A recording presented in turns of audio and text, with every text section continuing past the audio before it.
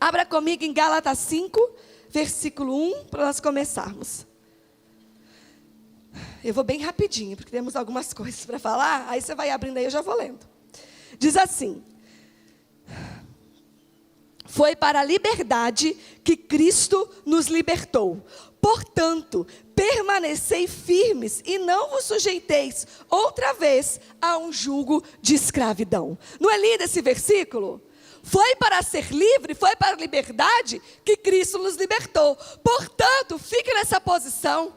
E nessa noite nós vamos começar aqui e provavelmente terminar aqui. Vamos ver como Deus vai terminar. Nessa escolha que Paulo nos instrui que façamos, permanecendo firme, não sujeite de novo ao jugo de escravidão. Não volte para um lugar da onde Cristo já te libertou. Amém? Isso parece simples, mas não é. Nós estamos desde quinta-feira aqui, falando a respeito de uma nova mente para um novo tempo. E uma mente, eu ouvi uma frase no final de semana, num curso que a gente fez, que uma mente formatada na escravidão tem dificuldade de viver na liberdade. Eu já testemunhei muito isso aqui, hoje eu não vou fazer isso, que nem temos tempo, nem é o caso. Mas o quanto na minha vida, em algumas áreas, a minha mente havia sido escravizada. Como a minha mente tinha fortalezas. Como minha mente já estava formatada debaixo de um jugo de escravidão. E uma mente que foi formatada por muitos anos. Gente, aqui comigo. Tem ainda um agito. Vamos sentar, vamos ficar quietinho. Não vamos conversar. Com muito amor, amém? Mas um que fala aqui rouba a atenção do irmão ali. Onde eu estava? Esse formato que ao longo dos anos a nossa mente recebe, quando ela chega em Cristo, mesmo sabendo, mesmo ouvindo, mesmo entendendo na razão muitas vezes, mesmo repetindo isso, que agora eu não sou mais escravo e eu sou livre, mas está com uma mente tão formatada que continua vivendo debaixo de um piloto automático, como diz a pastora Fernanda, de jugo de escravidão. Eu já sou livre, mas as minhas atitudes, os meus pensamentos, as minhas emoções continuam debaixo de um jugo de escravidão. A Bíblia diz que se o Filho vos libertar, verdadeiramente sereis livre. Fala assim comigo, verdadeiramente livre. Só o Filho, que é a verdade, a pessoa da verdade, Cristo, pode nos fazer verdadeiramente livres. Então repita novamente comigo, verdadeiramente livre. É mais do que saber que é livre, mas verdadeiramente viver como livre. Satanás perdeu sua identidade, E por isso ele virou um ladrão de identidade.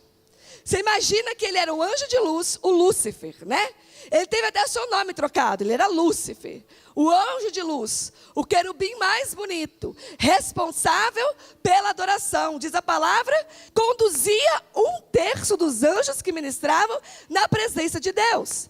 Até que desejou ser como Deus, até que foi precipitado da presença de Deus e se transformou em Satanás, demônio, capeta, o bicho ruim. Mas ele perdeu a sua identidade. E como isso aconteceu com ele, ele se transformou num sagaz, muito profissional, ladrão de identidade.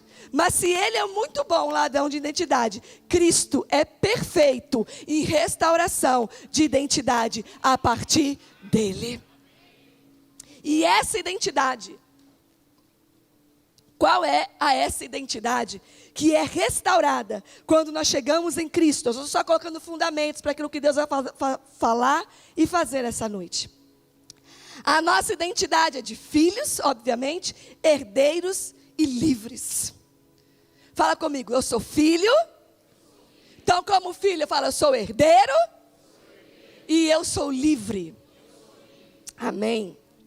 A Bíblia diz em Gálatas também, no versículo 4, capítulo 4, versículo 7, Diz assim: portanto, tu não és mais escravo, mas filho. E sendo filho, és igualmente pleno herdeiro, por decreto de Deus. Gálatas 3, volta mais um pouquinho, 16, nós estamos andando para trás. Diz assim: desse mesmo modo, as promessas foram feitas a Abraão e a seu descendente. A Escritura não declara e aos seus descendentes, no plural, como se referindo a muitos, mas exclusivamente ao seu descendente, transmitindo a informação de que se trata de uma só pessoa, isto é, Cristo. Paulo, não projetou, né? Paulo faz uma referência a Gênesis, tem várias vezes em Gênesis, mas por exemplo, Gênesis 12, 7. A promessa que cita aqui está em Gênesis 12, 7. Diz assim, prepara depois o Gálatas 3,16 que eu vou querer projetar. O Senhor apareceu a Abraão e disse: a sua descendência darei esta terra. Abraão construiu ali um altar dedicado ao Senhor, que lhe havia aparecido. O Senhor fez uma promessa de multidão, de ser pai de nações. Abraão era o pai da fé. E nós sabemos que ele fez essa promessa para Abraão e para a sua descendência. No original, eu fui para pesquisar, o que fala em Gênesis capítulo 12, versículo 6, versículo 7, para essa descendência ou descendente, é a palavra, é umas letras que eu não sei falar, mas parece com zera, fala zera. Que de acordo com o dicionário Strong significa semente, semeadura ou descendência.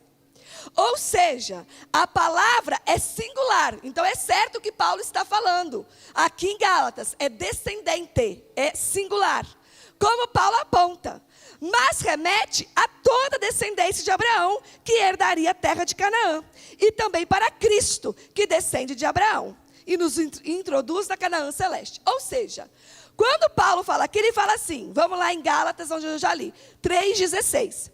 Ele diz, quando as promessas foram feitas a Abraão e a seu descendente, ele fala assim, ele conhecia muito bem as escrituras.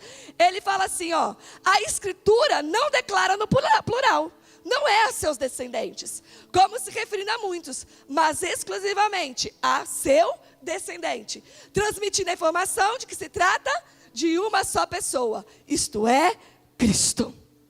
Quando o Senhor promete a Abraão e a sua descendência, o Senhor prometeu no original a Abraão e a seu descendente, Cristo. A sua promessa foi feita a Abraão e a seu descendente, Cristo. Então a promessa, a Bíblia falou, a gente já leu, que a herança, a promessa é para filhos maduros. E quem são os filhos maduros? Quem tem sido, dia após dia, edificado à estatura do varão perfeito, que é Cristo. As promessas vão sendo reveladas, a herança vai sendo manifesta, porque entregue ela já foi, mas ela vai sendo manifesta a mim, à medida que eu vou amadurecendo na fé. O que é amadurecer na fé? É fazer 10 institutos teológicos, importantíssimo estudar, não. Mas amadurecer na fé é quando de Cristo está sendo formado na minha vida. A promessa é para os filhos maduros, para Abraão e para seu descendente, para aquele que porta Cristo. A maturidade em nós fala da medida de Cristo que está sendo formado em cada um de nós. A promessa já está dada. A promessa já está liberada, mas a revelação dela, Deus vai nos entregando à medida que nós vamos amadurecendo. Amém? Vocês estão aqui?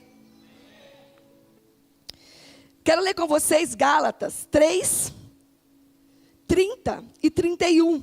O Espírito Santo me falou sobre isso, sobre frutificar ou manifestar escravidão, mesmo sendo livre. Repita assim comigo, eu posso dar frutos de escravidão, mesmo sendo livre.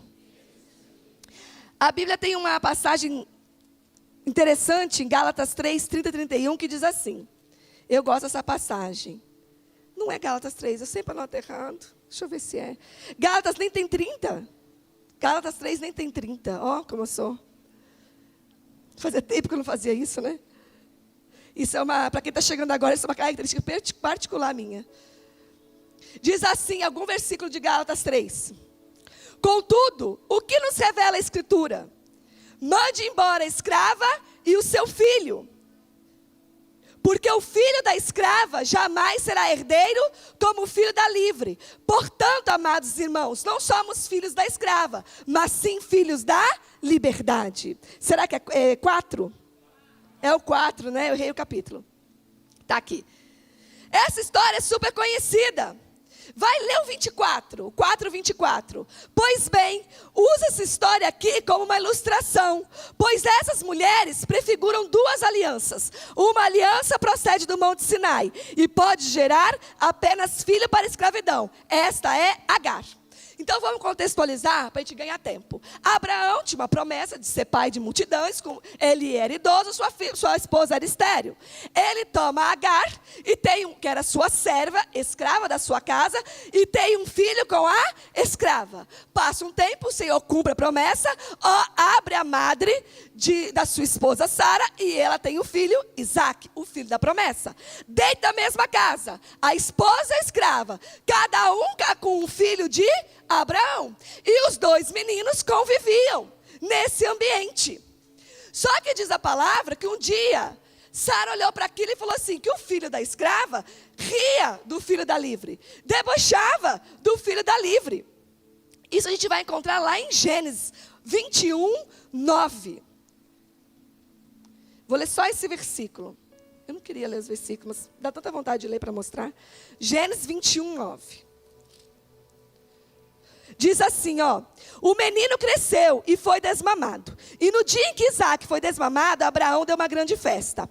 Ora, Sara percebeu que o filho nascido a Abraão, por intermédio da egípcia Agar, estava rindo do seu filho Isaac. O filho da escrava rindo do filho da livre. E pediu a Abraão, expulsa essa serva, para que o filho dessa escrava não acabe sendo herdeiro com meu filho Isaac. Essa palavra acerca de seu filho Ismael muito entristeceu e preocupou Abraão. Contudo, Deus orientou, não te lastime por causa da criança e da tua serva. Tudo que Sara te pedir, concede-o, porquanto por Isaac é que a tua descendência será considerada perpetuamente.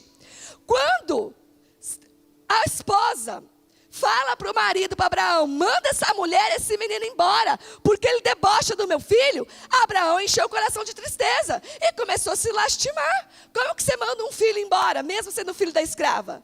Deus chama Abraão e fala assim, para com isso. Ouve Sara e atende o pedido dela. Porque quem vai perpetuar sua descendência, ou seja, a promessa, quem carrega é Isaac. E aí o Espírito Santo, lá onde nós lemos em Gálatas, Paulo traz essa ilustração, ele usa essa história. E ele fala que nós não somos mais filhos da escrava, como filhos da Agar, trazendo Abraão como pai da promessa. Mas nós somos filhos da promessa.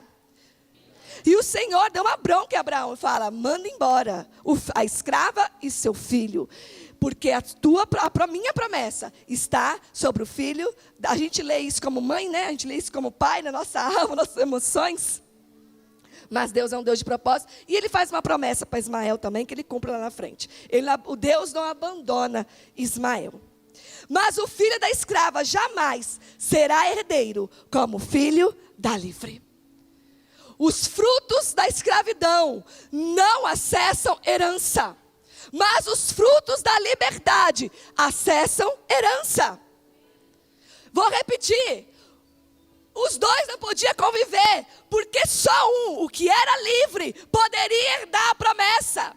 Filho de escravidão, fruto de escravidão, não herda a promessa, só fruto de liberdade, herda promessa. Então muitas vezes nós estamos na casa do Senhor, aceitamos a Cristo, sabemos que somos livres. E Deus está prometendo, e Deus está fazendo, e Deus está falando, e Deus está acontecendo, e a coisa está acontecendo, e o Espírito Santo está se movendo, e parece que eu estou fora daquilo, não é? Mas muitas vezes nós estamos ainda manifestando frutos da escravidão. E frutos de escravidão não tem ainda. A pessoa que manifesta frutos de escravidão não tem uma medida de Cristo para que as promessas sejam reveladas e manifestas. Eu falo manifestação porque as promessas estão liberadas para todos nós. Liberadas elas estão. Agora o Senhor vai revelando o seu propósito aos poucos. A promessa vai sendo manifesta e acontecendo no natural aos poucos. E essa medida de maturidade e liberdade que nós manifestamos, nos dão acesso a essas promessas. Diga amém. Olha que interessante. O Espírito Santo me falava do filho da escrava debochando do filho da livre. Gente, é exatamente o que acontece hoje. Pega um adolescente posicionado em Cristo na sua escola. E quem toma posição em Cristo são aqueles que não podem fazer nada. Tadinho. Virou crente, nem bebe mais. Virou crente, virou um bobo, só fica em casa com a sua família. O cara nem vem mais pro bar beber uma cerveja com os amigos, porque virou crente. Como se houvesse uma escravidão em cima das pessoas que se posicionam em Cristo. Quando na verdade nós passamos a ser livres para fazer escolhas e não somos mais subjugados por Satanás, mas nós encontramos o poder que há na liberdade em Cristo Jesus. O mundo não nos escraviza mais. As leis de Satanás que escravizaram o mundo e já me escravizaram e te escravizaram, não tem mais poder sobre nós. Não vivemos mais subjugados, mas frutificamos liberdade.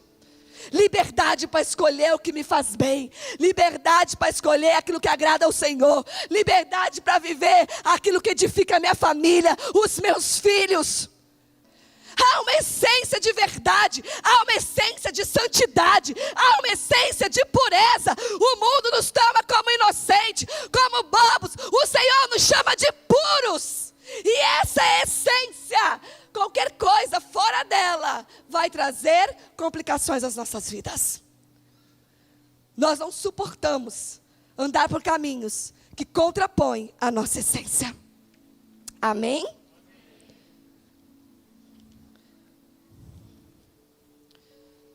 Vocês estão aí? Está dando para acompanhar? E esses cativeiros, falando da escravidão, nós temos um pensamento muitas vezes equivocados de que eles são externos. Eu vou explicar, quando na verdade eles são internos. Então o primeiro cativeiro que a gente mais pensa, é mais fácil de exemplificar, esses cativeiros que insistem em nos aprisionar, eles são sempre internos. Então, exemplo clássico, e você pode crer em mim, que falta de recurso financeiro não é um cativeiro. Falta de recurso financeiro não é um cativeiro, mas o espírito de miséria produzido pela falta de recurso financeiro é um cativeiro. Amém? Eu já contei meu testemunho em relação a esse espírito aqui na casa. Tem uma palavra ali na TV Rica, lá no site, vencendo nas finanças, acho que é isso. Que eu conto toda a minha história com esse espírito, se você quiser, tiver curiosidade. Está lá detalhado.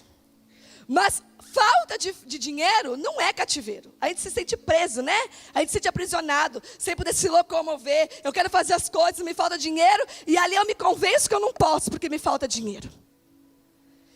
Falta de dinheiro não é cativeiro, mas o espírito de miséria sim. Outro cativeiro. Então, o primeiro cativeiro que eu falei é o espírito de miséria. Esse espírito que nos aprisiona, onde que minha mente tem uma fortaleza, que eu não tive recurso, eu não tenho recurso, eu não estudei, meu pai não tem herança para me dar, eu não posso chegar a lugar algum. Isso é uma das manifestações do espírito de miséria na nossa mente. Outro cativeiro são as marcas, as mágoas e ressentimentos do passado. Quem aqui já teve a oportunidade de conviver com alguém que está sempre relembrando daquela pessoa? A pessoa fica idosa e quando vai te contar as histórias do passado, conta daquela pessoa que fez aquilo, uma mágoa, um ressentimento, que carregou a vida inteira e nunca colocou para fora. Às vezes a gente não é idoso não, às vezes a gente é jovem, mas está cheio de mágoa e ressentimento que nunca expôs para ser curado. Mágoas e ressentimentos do passado só se curam com exposição. Tem que trazer à luz, tem que ser ministrado, tem que liberar perdão. E o Senhor aí tem legalidade para produzir cura.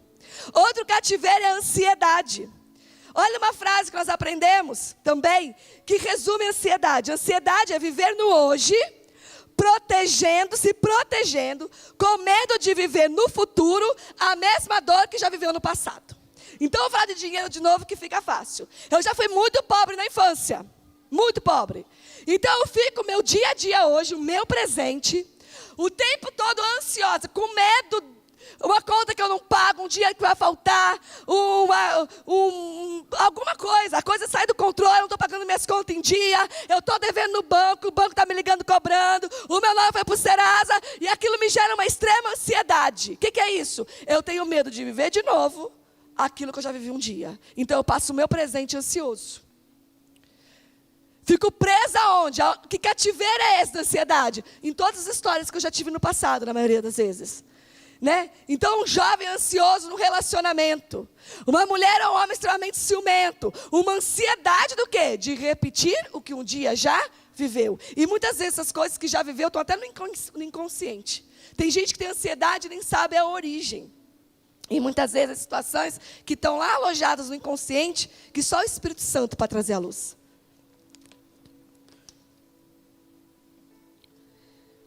É tremenda essa questão de cativeiro e de escravidão e liberdade. Deixa eu falar uma coisa para vocês. Olha aqui para mim. Eu já vivi muita falta de dinheiro quando eu era escrava. Muita. E eu já passei, no passado, até profetizando. Muita falta de dinheiro sendo livre. Nos dois extremos. Quando eu era extremamente escrava de Satanás, já vivi em muita miséria. E já passei muita dificuldade financeira sendo livre. Quando eu era escrava, a dificuldade financeira manifestou em mim, produziu em mim um terrível espírito de miséria, que eu não vou desmembrar hoje. E sendo livre, manifestou o quê? Produziu o que em mim? Nada. Sigo sendo filha, herdeira, cheia de esperança, vivendo o propósito e cumprindo a carreira que Deus designou, cumprindo o chamado de Deus. A mesma situação em escravidão e em liberdade. No passado produzia ansiedade, hoje não tira mais a paz. No passado produzia medo, hoje não tira mais a alegria. No passado fazia eu acreditar que eu não podia nada, hoje sigo cheia de esperança. A mesma situação em escravidão e liberdade. O ponto está o que Deus está fazendo hoje, nos transicionar da escravidão e para a liberdade. E aqui vão acontecer as mesmas situações que aconteceram aqui, mas aqui elas não te escravizam mais. Aqui elas não te prendem mais. Aqui elas não te adoecem mais.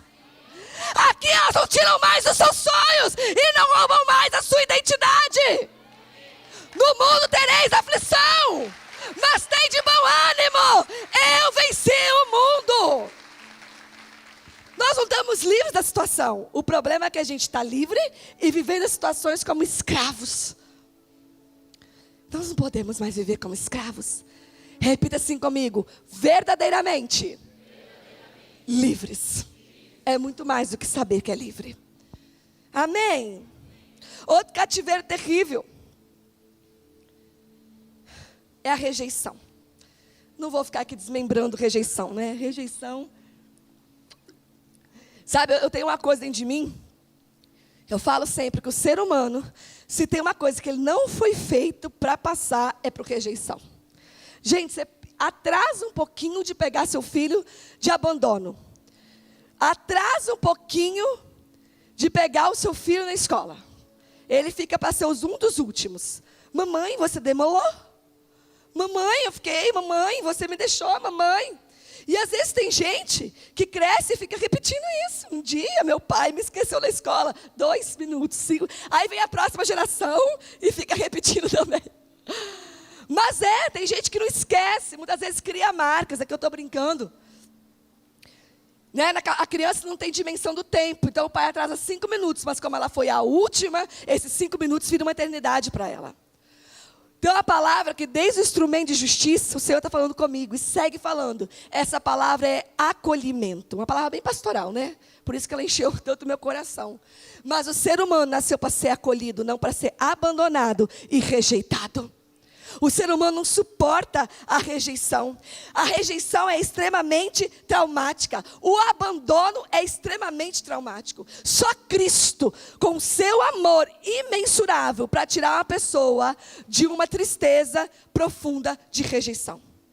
Só Jesus. O ser humano não foi feito, ele não tem dentro de si condição de administrar uma rejeição, um abandono.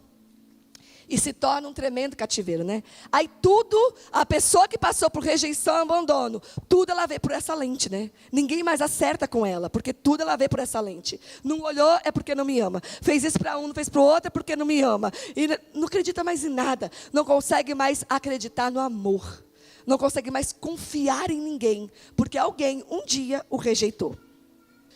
Só existe uma condição, um lugar, que eu já falei, e uma condição que cura a rejeição. E essa condição chama-se adoção.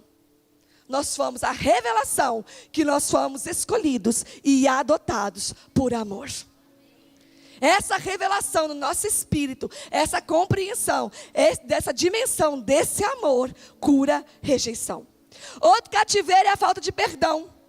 Como pessoas andam cativas nisso. Nós já falamos aqui numa noite, né? Num culto, que é o espírito que trabalha ali é Leviatã. É o orgulho e a soberba.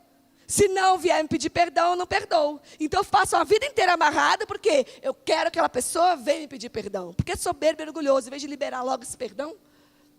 Ou, ao contrário, eu cometi um erro, eu tenho que pedir perdão. Como se eu sou soberbo e orgulhoso? Então, eu não vou me humilhar, eu não vou me abrir, eu não vou me expor.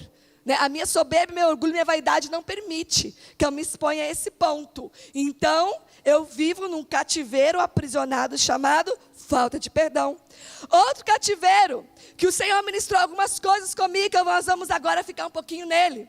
O Senhor essa semana falou muito comigo sobre isso, sobre culpa. A culpa aprisiona no sentimento de não ser digno. Agora acompanha comigo aqui. Então olha aqui um exemplo. Eu sou culpada nisso, então eu não sou digno disso. É assim que Satanás trabalha na nossa mente, nas nossas emoções.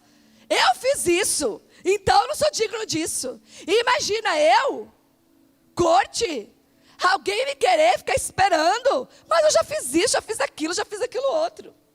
Eu já fiz isso, por isso eu não sou digno disso. Eu, uma porta de Deus, um emprego bom para mim, um propósito. No emprego que eu trabalhava antes de Cristo, vocês não sabem quem eu fui. Então, porque eu já fiz algo, eu não sou digno de outro algo. Eu não sou merecedor. A culpa anda, o Espírito Santo me dizia que a culpa caminha lado a lado com a indignidade. Porque eu sou culpado, eu sou indigno. Qual é a cura para isso? A graça. A revelação da graça. O entendimento de que nós todos somos culpados, nós todos, ninguém é merecedor, mas de igual maneira o amor de Deus nos alcançou e a sua graça foi derramada sobre nós. E mesmo culpados, e mesmo imerecedores, a sua graça, o seu amor revelado a nós, nos fez dignos. De quê? Da sua herança.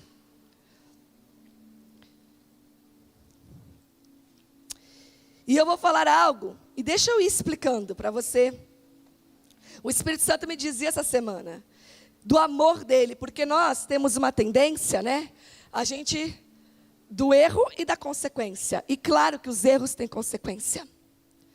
Mas às vezes a gente tem um pensamento, porque a gente teve um pai muito duro, de muito castigo, né? Com os nossos erros, que Deus é um pai que pega os nossos erros e produz alguns confrontos para produzir castigo. E Deus permite alguns processos nas nossas vidas para nos ensinar, nos amadurecer, nos tratar. Mas Deus não é um Deus de castigo. Fala assim comigo, meu pai não castiga. E Ele é tão amoroso, e a sua graça é tão, né, longe, distante da compreensão humana, né, que Ele ama a ponto de corrigir os nossos erros. Você crê num Deus assim? Olha aqui para mim de verdade. Você crê num Deus assim? Isso não é carta de alforria para errar, né? Mas a verdade é que, se eu fosse me reencontrar com os meus erros do passado, ai de mim, se muitas dessas coisas, situações, então depois que eu venho a Cristo, eu não tenho mais que reencontrar com nenhum erro do passado, e eu vou explicar. Muitas vezes o Senhor permite sim que nós nos reencontremos com erros do passado. E tem pessoas que estão aprisionadas no cativeiro, morrendo de medo de se encontrar com os erros do passado. Mas o Senhor, quando permite que nós nos reencontremos com os nossos erros, Ele permite para produzir perdão, cura, libertação, restituição e reconciliação. Eu vou dizer de novo, eu vou exemplificar na palavra rapidamente. Deus só permite que nós nos reencontremos com os nossos erros do passado, se for para produzir, repita comigo, perdão, cura, libertação, restituição e reconciliação. Amém? Deixa eu contar 3 histórias rápidas para vocês. Noemi foi com seu marido, saíram de Belém, sem uma autorização do Senhor, e foram para o Moabe, se misturar com o povo moabita. Os filhos deles se casaram, nós sabemos que morreram os 3 homens, o pai e os 2 filhos. E fica aí Noemi, com as suas 2 noras, e ela decide voltar para Belém, e nós sabemos que Ruth volta com ela, ok? Então, Noemi, você imagina para essa mulher, ela fala, não me chama mais de Noemi, me chama de Mara, amarga. A minha vida agora é uma amargura. Você imagina para essa mulher, que saiu da terra dela para fugir da fome, e vai para outra terra achando que ia se dar bem, e tem o marido e os 2 filhos mortos, e a voltar para a cidade de origem, e enfrentar a família, os parentes, os amigos e os vizinhos. Nessa situação, você imagina você com todo o seu orgulho, com toda a sua soberba. Vai e volta muito pior do que foi. Quando ela volta para Belém, o que acontece com ela? Quando ela dá de novo e encontro com o seu passado, o que acontece com ela? O que aquela terra dá para ela? A terra que ela saiu dali para não passar fome, que ela cometeu o erro de não ouvir ao Senhor e sair dali. Ali naquela terra o Senhor prepara uma pessoa, Boaz, que ela orienta, a instrui ali a forma para acontecer o casamento com a sua nora. E ela é restituída. Ela se torna proprietária de terras. O seu neto entra para a linhagem de Cristo. A vida dela é completamente restituída quando ela se encontra com aquele lugar. Outra história de José. José é vendido como escravo por seus irmãos. Mas é tremenda a história de José, porque mesmo sendo vendido como escravo, em nenhum momento da sua vida, ele manifestou frutos de escravidão. Ele sempre manifestou frutos de um homem livre, assim como Paulo, né? Você lê o que Paulo escreveu na cadeia, você fala assim, o cara era um prisioneiro, mas a mente dele sempre foi livre. Paulo nunca foi preso, o corpo dele foi preso, mas ele nunca foi. É impactante o que Paulo escreve da cadeia. Assim, meu Deus, esse homem estava atrás das grades, sendo chicoteado. E esse homem escrevia isso. A mente de Paulo nunca foi presa, mesmo atrás das grades. José foi vendido como escravo por seus irmãos, mas a mente dele nunca foi escravizada, porque ele tinha um sonho. Nunca puderam escravizar José. E José um dia, depois de toda a trajetória da sua vida, depois de todos os percalços, ele foi preso, tudo que a gente sabe que ele passou. Chega um dia que a família dele, passando fome, vai até onde ele estava, no Egito. Ele era o 2º homem do Egito, né? O braço direito de Faraó, administrando todas as riquezas de Faraó. E sem imaginar com quem eles iriam falar, eles se encontram com José. Eles não reconhecem José, mas José reconhece seus irmãos. E quando José reconhece seus irmãos que o haviam vendidos como escravo, José briga com eles, José joga na cara, José chora, José cobra, José humilha e fala, vocês estão passando fome, eu estou rico. É isso que José faz? É isso que José faz? A palavra diz que José os amou, e José os abençoou, José deu terra para eles. José se reconciliou com eles. Porque a escravidão não estava em José. José era curado do que havia passado com ele. E aquele reencontro, quando aqueles irmãos que erraram tão profundamente, quando a palavra diz que eles reconhecem que ali estava José, eles tremeram de medo. Falaram, agora a gente morreu. Agora a gente morre. O nosso irmão está diante de nós e ele é o cara. E nós estamos passar fome que estamos aqui pedindo ajuda para ele. Basta uma ordem dele e manda passar a cabeça em todo mundo. Os caras tremem de medo com toda razão. Mas quando eles se encontram com José, eles acham amor, restituição, reconciliação. Porque José era um homem livre. Porque José era um homem curado. Porque José era um homem sarado. Porque José não estava escravizado naquela situação da infância. Os meus irmãos me venderam injustamente como escravos. Aquilo não foi suficiente para escravizar José. Porque um dia, ainda criança, Deus lhe deu um sonho que revelou a sua identidade. Dos feixes se dobrando diante dele. Do sol e da lua, aquilo ali revelou a identidade de José. E esse sonho de revelação de identidade manteve José livre em todo o tempo, mesmo que sendo escravo. Fala assim comigo: o sonho de Deus para minha vida me revela quem sou, para onde vou, e isso me mantém livre em toda e qualquer situação. Amém. Isso é tremendo. A gente desfruta disso, dessa verdade. Nós temos situações humanas que poderiam ser grades de prisão à nossa volta. Mas nós temos um sonho. Mas nós temos um sonho. Mais do que ter um sonho, o sonho nos tomou. O sonho se tornou a nossa própria vida. E em meio a circunstâncias extremamente adversas, o Senhor nos faz permanecer livres. As situações difíceis não são cativeiros para quem tem uma mente livre. Para quem tem uma emoção curada. Para quem tem uma mente sarada. Não é fácil enfrentar dias difíceis. Eu não estou dizendo que é fácil enfrentar dias de luta. Eu estou dizendo que os dias difíceis de luta não são cativeiros para as nossas vidas. Para quem tem uma mente livre em Cristo. Não nos aprisionam. Não é gostoso muitas vezes. Não é bonito muitas vezes, é vergonhoso. Às vezes é desonroso aos olhos dos homens. Muitas vezes humilhante.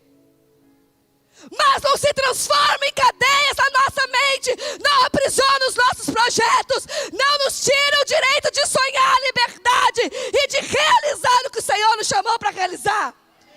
Repita comigo: verdadeiramente livre. Repita com autoridade: verdadeiramente livre. Isso é ser verdadeiramente livre.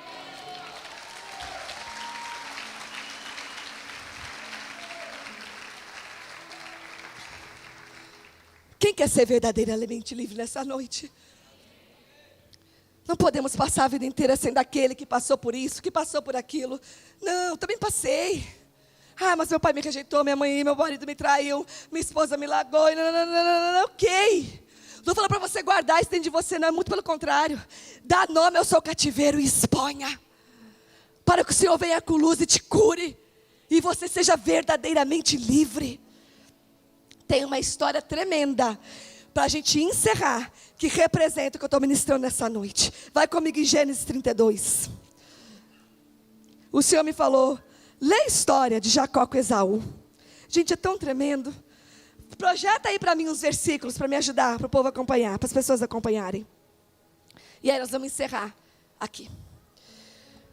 Vocês me dão aqui 10 minutos para a gente contar essa história e encerrar? Vocês falam amém de verdade?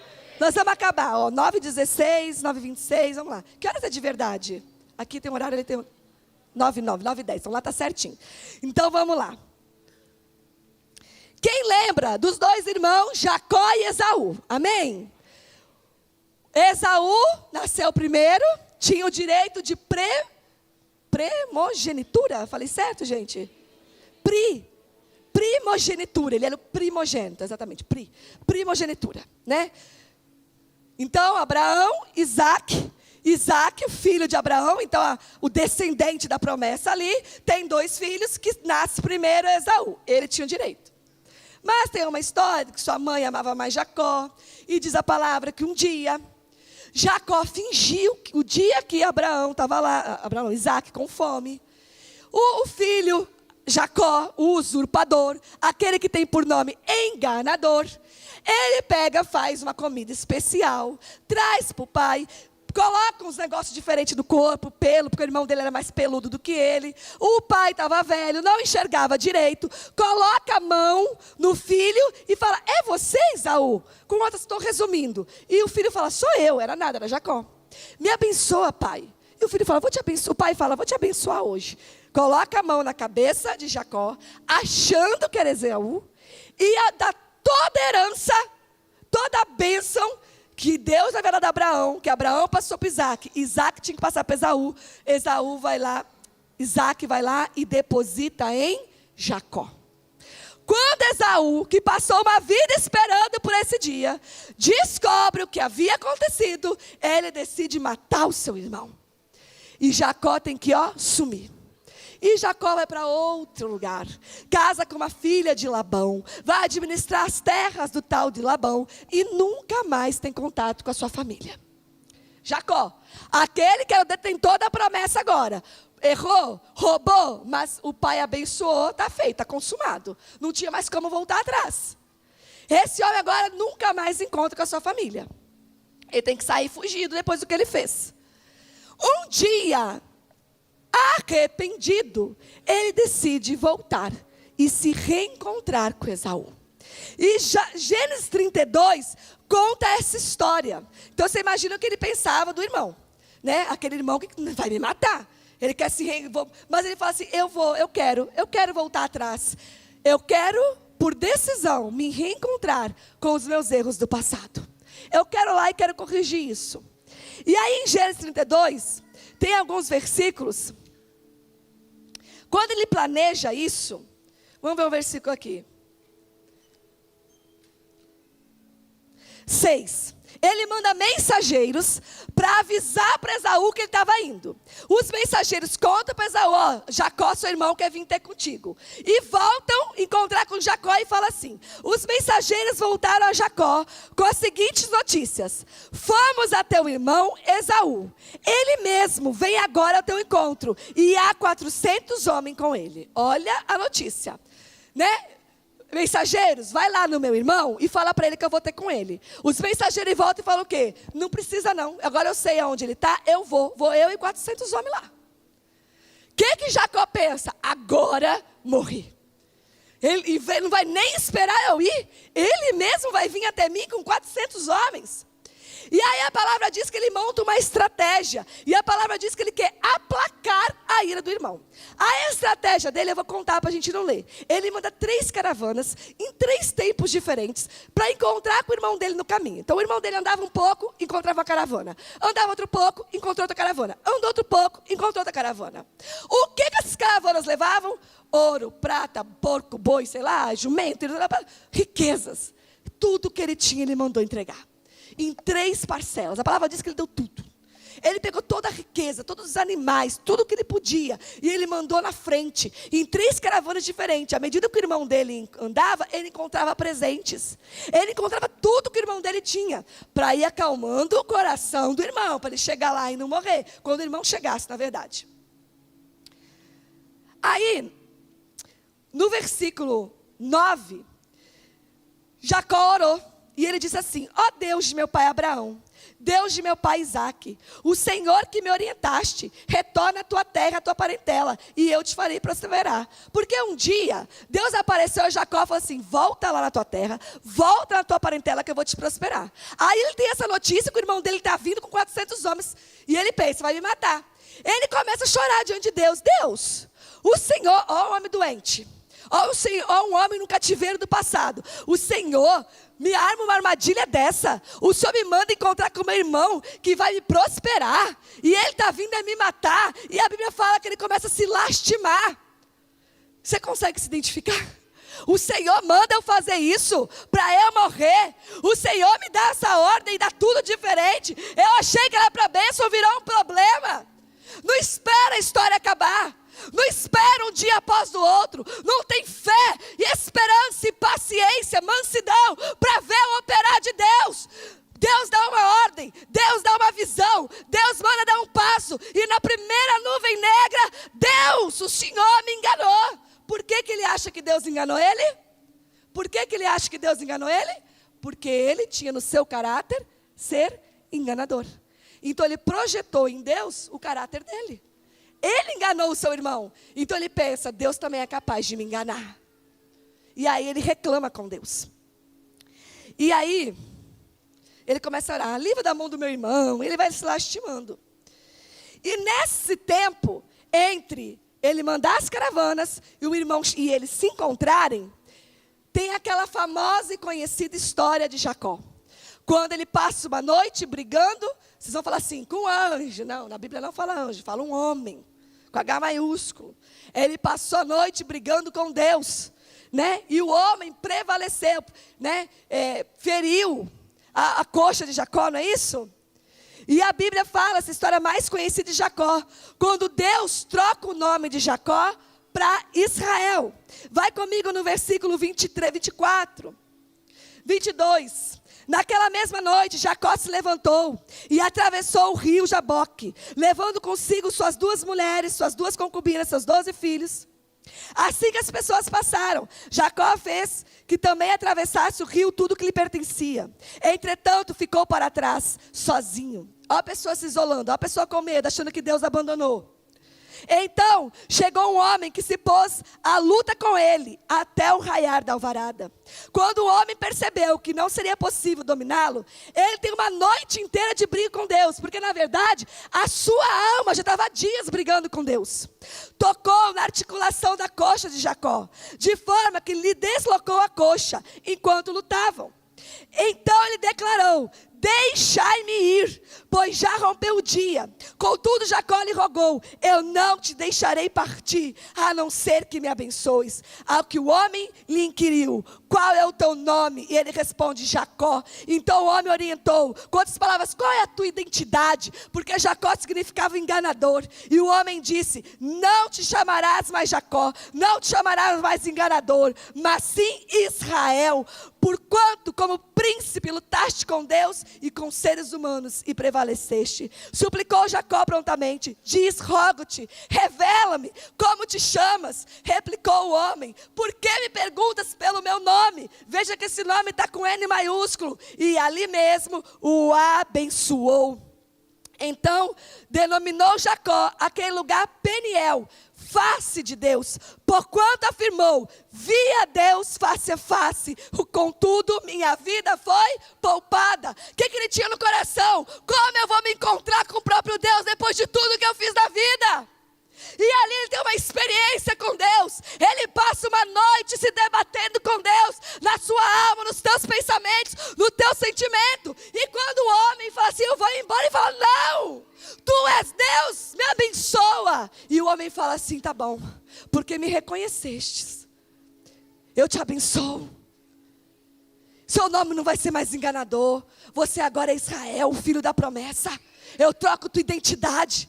E ele fala assim, vi Deus face a face. Vi Deus face a face. E minha vida foi poupada. Ele tinha medo até de morrer, de se encontrar com Deus. Eu não sou digno de estar com Deus, porque um dia eu fui enganador. E eu achei que Deus estava me enganando, mas na verdade, Ele estava me abençoando. Um homem doente para um homem curado depois de uma experiência com Deus. Um homem que estava aqui se lastimando e reclamando. Deus, o Senhor está me enganando. O Senhor me armou uma armadilha. O Senhor mandou eu ir no lugar que o Senhor ia me abençoar e prosperar. E eu vou morrer. E agora um homem que passou um tempo com Deus. E fala assim, eu conheço Deus face a face. Ele me abençoou e Ele poupou a minha vida. Um homem restaurado, um homem curado. E este homem restaurado e curado, agora chega o dia dele encontrar o seu irmão. O problema não está em nós encontrarmos com os nossos erros do passado. O problema está em fazer isso doente da alma, aprisionado no cativeiro da alma e das emoções da mente. Aí nós temos um problema. Não tem problema nós nos encontrarmos com quem nos feriu. Não tem problema nos encontrar com quem a gente prejudicou. O problema está em fazer isso doente. Mas agora Jacó era um homem curado. E aí na sequência, no 33, versículo 1, olha que lindo. Erguendo os olhos, Jacó observou que Esaú vinha chegando, acompanhado por seus 400 homens. Dividiu então as crianças, vamos lá, 3. E ele mesmo, passando adiante de todos, por 7 vezes, prostrou-lhe por terra, antes de abordar seu irmão. Ele foi 7 vezes, se joelhou na frente de Esaú. Entretanto, Esaú saiu correndo ao encontro de Jacó, e o abraçou e o beijou, e os dois caíram em prantos. Mas antes de eu falar, eu quero ler mais um versículo. Olha o 8 que Esaú fala com ele. Então perguntou Esaú: e o que me pretendes fazer com todos os rebanhos que encontrei pelo caminho? Ao que Jacó lhe replicou: é um presente para ti, uma maneira de encontrar graça aos olhos do meu senhor. Mandei presente para você ficar mais feliz comigo.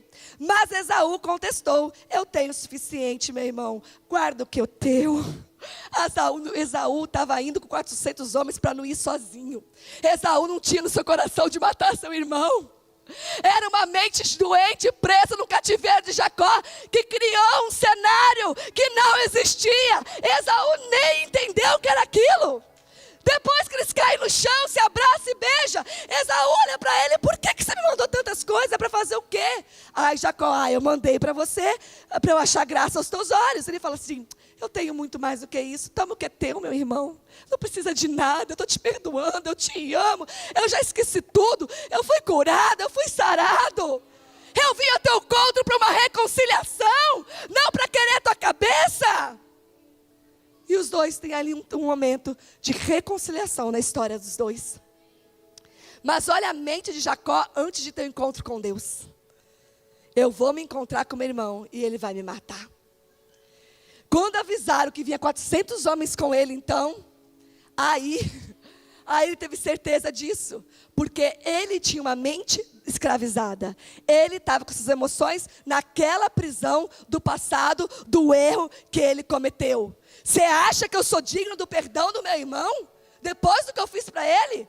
A culpa do passado aprisionando o presente na indignidade. Eu não sou digno por aquilo que eu fiz no passado. Não tenha medo de enfrentar o que você fez, o que fizeram com você. Se você já passou por um encontro com Deus e um processo de cura e libertação, se verdadeiramente sois livres, nós nos reencontramos. Se precisar enfrentar e encontrar com os nossos erros, é para perdão, é para misericórdia, é para restauração, é para amor, é para reconciliação.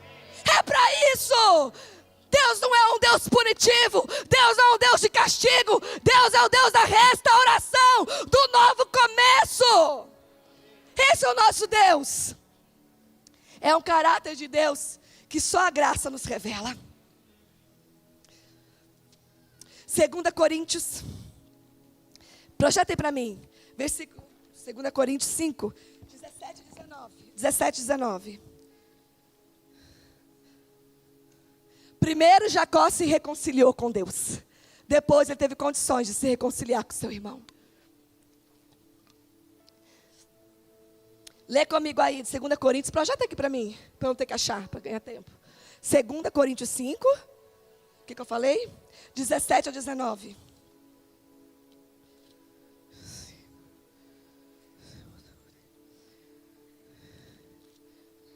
Olha lá. Portanto, se alguém está em Cristo, é nova criação.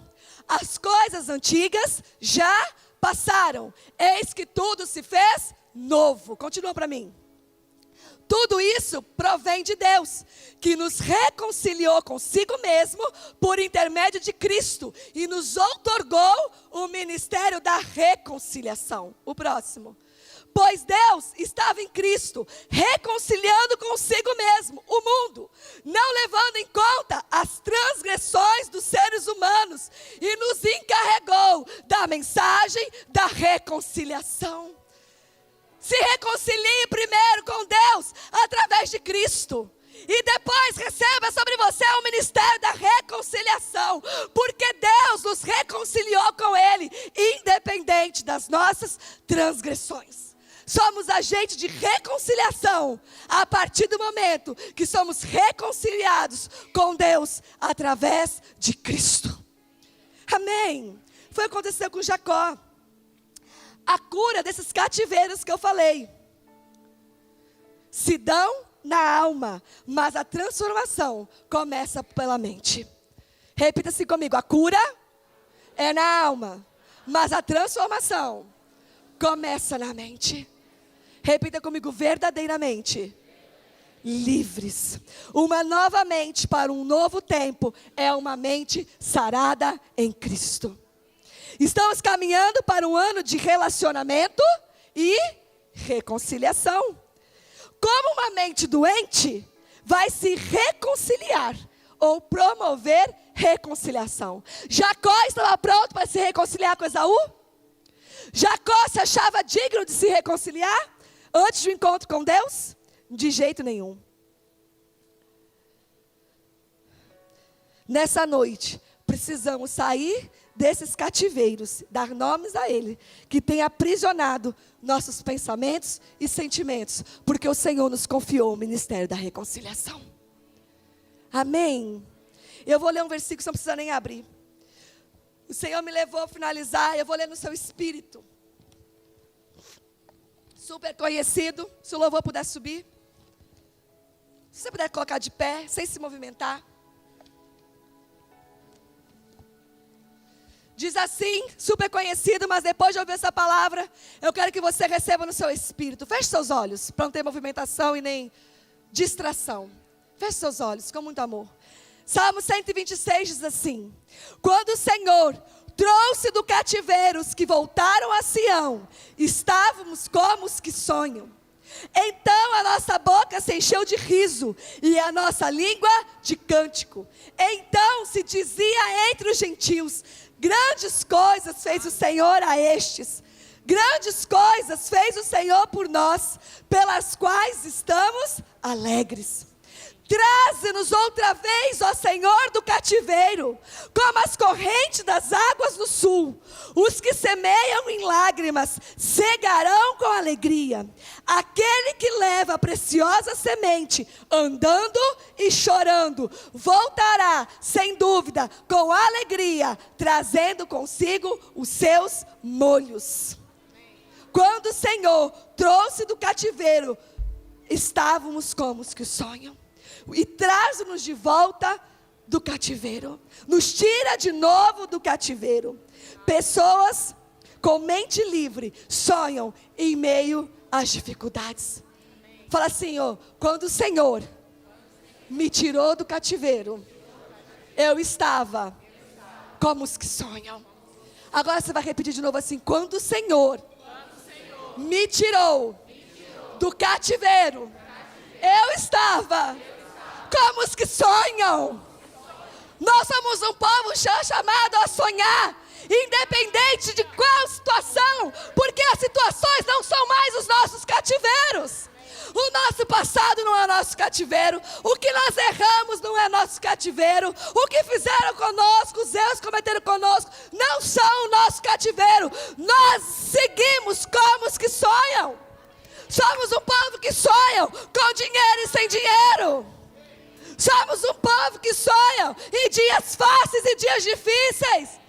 É um povo nessa casa que nada paralisa, que é traído e sonha, que é largada e segue sonhando, tem projeto, tem sonho, que passa por dificuldade e sonha, e passa por enfermidade e sonha. Quando o Senhor nos libertou do cativeiro, nós estávamos como os que sonham. Nós sonhamos.